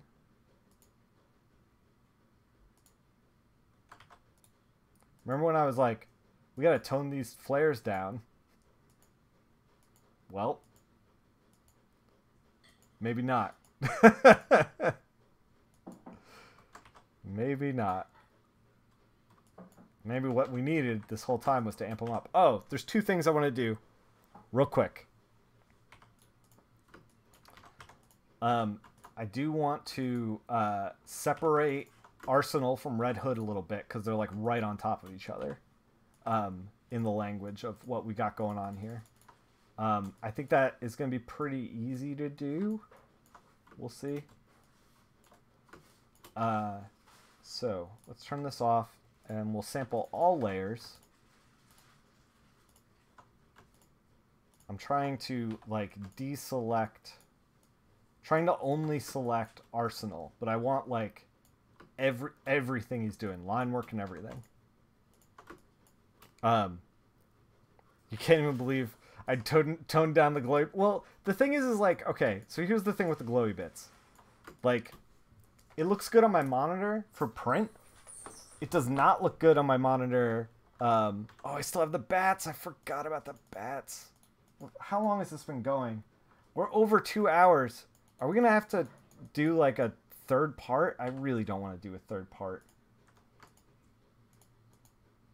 I really don't want to do a third part. We're so close to getting to the end. I feel like there's all these little time-consuming things that we gotta like figure out. So my worry with the glowy bits is that, and maybe we should break for a third part because I can check this in between the break. On my monitor, that looks more like what you would see on your phone.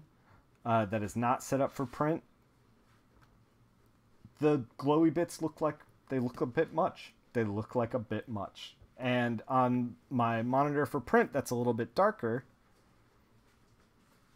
They don't look bad. They look good. So I don't know what the solution there is. I mean, this is going to, you know, not be. Oh man, I screwed that up. Sample all layers. This isn't going to be, you know, like going to print, so maybe I should tweak it for the internet. And here you mentioned the bats like 3 times. I know. We will get to the bats. But also, are the bats even important? Like, are we even looking at the bats? Do we even want to mess with that?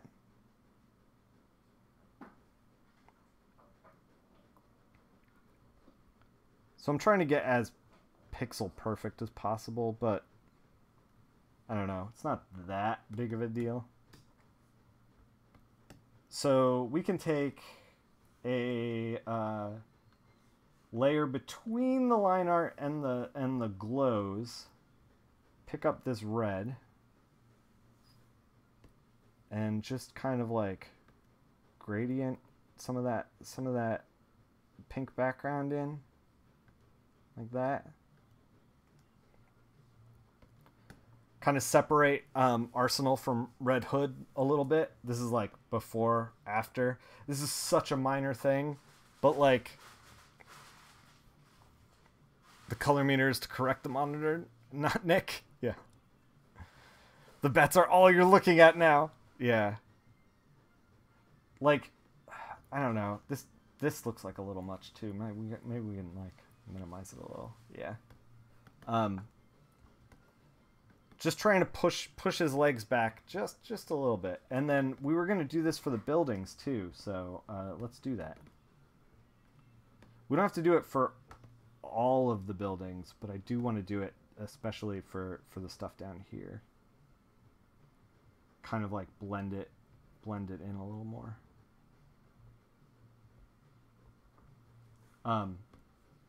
This is like the not fun grunt work of coloring comics, where you're just like, oh, I need to make this very careful pixel perfect selection. Cool. We'll just do that. I gotta deselect this curved bullet. Great. All right, we're getting there. Man, I was gonna do a cryptid watch this stream, but we've already been going for like 2 hours. I don't know that doing a cryptid watch is good. I was gonna bring back that bit, but I totally forgot about it because I got sucked into this thing and it's taken forever. Damn you, Arsenal and Nightwing. I mean, Arsenal and Red Hood.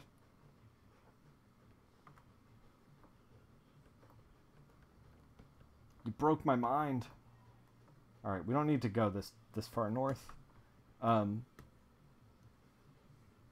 we should get around the hand. I thought let's make it rough and nothing matters. Connor, it's about walking a fine line. You're alright though? I should take my own advice. Well, like, I'm getting like pixel perfect, but I'm not really pixel perfect. I'm getting like close enough. I'm throwing the hand grenade.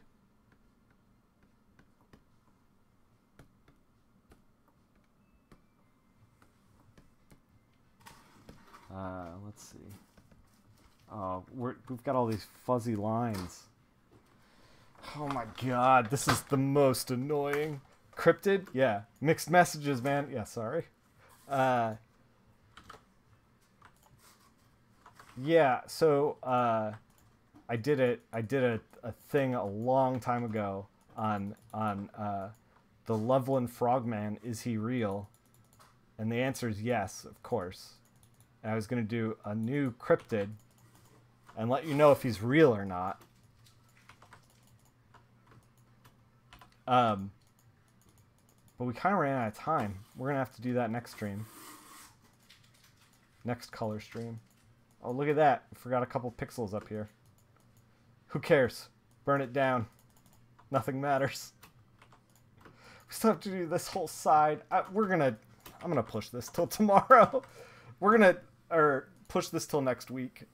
We're very close. It's going to look very similar to this. There's a couple things that I want to check on my phone versus how it looks on here.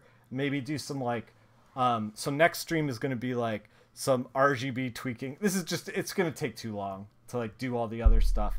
We wanted to like work on the bats. We want to work on the background a little bit, separate the forms like we did with Arsenal and Red Hood.